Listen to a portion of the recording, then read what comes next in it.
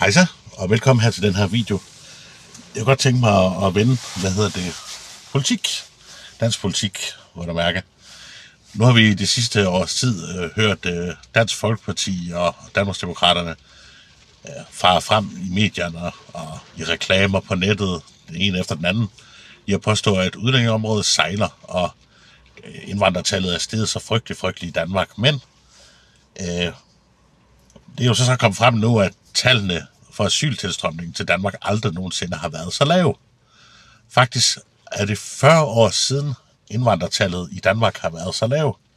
Måske frem til 1985, før tallet har været så lavt. Det vil sige, selv under Dansk Folkepartis magt fra 2001 og frem, der var tallene højere.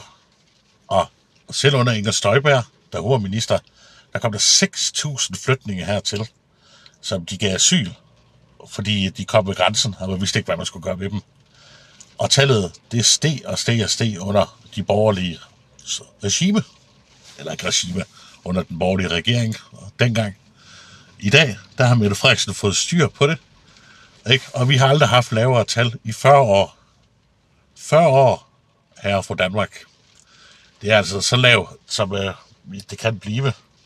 Er det perfekt? Nej, det er det ikke. Men stadigvæk, det laveste antal asyltilstrømning i 40 år under en rød regering, under Mette Frederiksens fingre. Det siger jo lidt om, hvor godt det egentlig har gået med udlændingepolitikken under Mette Frederiksens regeringstid. Tallene er lave, tilstrømningen er lav, og vi har en stram og fair udlændingepolitik. Og det skal vi fortsætte med at have.